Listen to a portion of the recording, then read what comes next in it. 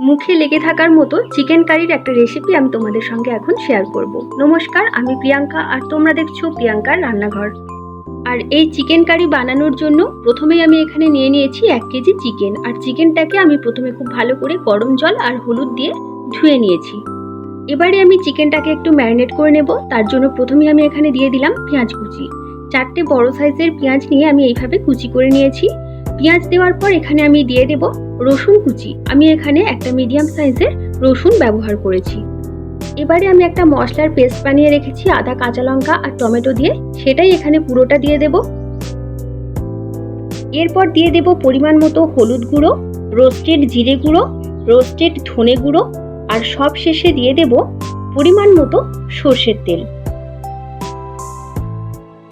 সমস্ত উপকরণগুলো দেওয়া হয়ে যাওয়ার পরে একটা চামচের সাহায্যে খুব ভালো করে আমি এটাকে মাখিয়ে নেব।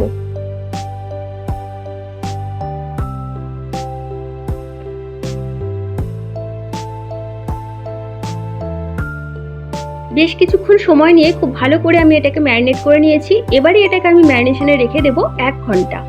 ফিরে এলাম 1 ঘন্টা পর। এবারে চিকেন কারিটা বানিয়ে নেব। তার জন্য কড়াইয়ের মধ্যে প্রথমেই দিয়ে দিলাম সর্ষের তেল আর দিয়ে দিলাম বেশ কিছুটা পরিমাণে চিনি, এতে করে কালারটা খুব ভালো আসবে। তারপর দিয়ে দিলাম 4টে তেজপাতা আর ফাটিয়ে নেওয়া ছোট এলাচ, দারচিনি আর লবঙ্গ। এরপর দিয়ে দিলাম রসুন কুচি আর দিলাম পেঁয়াজ কুচি। এবারে পেঁয়াজ রসুনটাকে আমি একটু ভাজা ভাজা করে নেব। বেশ কিছুক্ষণ সময় নিয়ে পেঁয়াজ রসুনটাকে আমি একটু লাল লাল করে ভেজে নিয়েছি। এগুলো একটু ভাজা হয়ে যাওয়ার পর এখানে আমি দিয়ে দেব ক্যাপসিকাম কুচি। ক্যাপসিকাম দেওয়ার পর এটাকে আমি আরও একটু নাড়াচাড়া করে নেব, যাতে করে ক্যাপসিকামটাও হালকা ভাজা হয়ে যায়।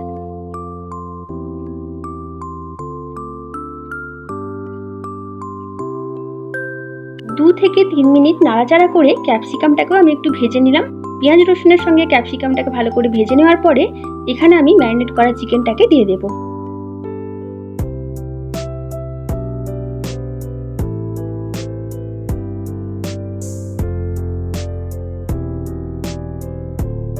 চিকেনটা দেওয়া হয়ে যাওয়ার পরে খুব ভালো করে আমি এটাকে কষিয়ে নেব। 4 থেকে 5 মিনিট এইভাবে নাড়াচাড়া করে একটু কষিয়ে নেওয়ার পরে এখানে আমি দিয়ে দেব 2 চামচ পরিমাণে লঙ্কার গুঁড়ো আর দিয়ে দেব কাশ্মীরি লঙ্কার গুঁড়ো।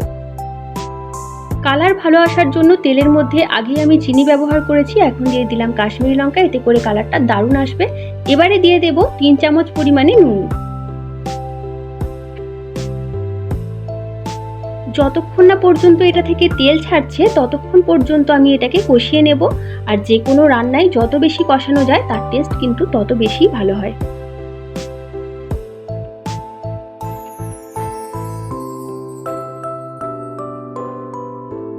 বেশ কিছুক্ষণ সময় নিয়ে কষানোর পর দেখো এখন এটা থেকে তেল ছেড়ে দিয়েছে।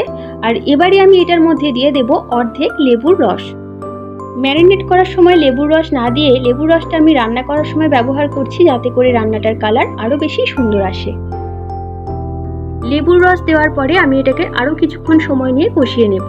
আর যে রান্না যত বেশি কষানো হয় তার টেস্ট তত বেশি সুন্দর হয়।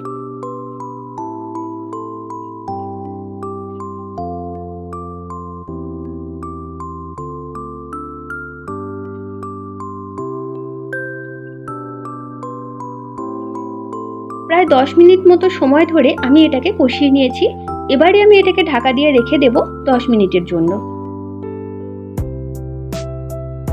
ফিরে এলাম 10 মিনিট পর। এবারে কড়াইয়ের ঢাকনা খুলে একটু নাড়াচাড়া করে আমি তোমাদের দেখিয়ে দিচ্ছি যে চিকেনটা ঠিকঠাক সিদ্ধ হয়েছে কিনা। চিকেনটা কিন্তু খুব সুন্দরভাবেই সিদ্ধ হয়ে গেছে। কড়াইয়ের ঢাকনা বন্ধ করে রান্নাটা করার জন্য চিকেন থেকে যে জলটা বেরিয়েছে সেই জলেই চিকেনটা সিদ্ধ হয়ে গেছে।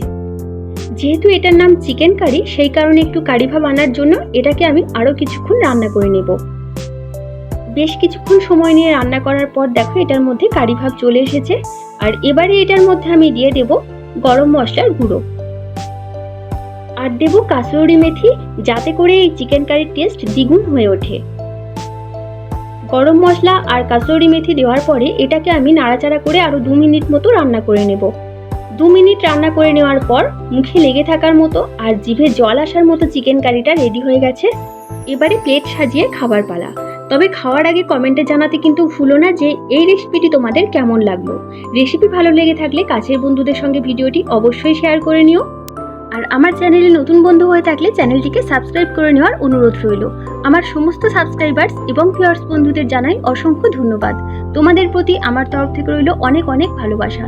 তোমরা সবাই ভালো থেকো, সুস্থ থেকো। ফিরে আসবো নতুন কোনো দিন নতুন কোনো ভিডিওর সঙ্গে নিয়ে। আজকের মতো টাটা।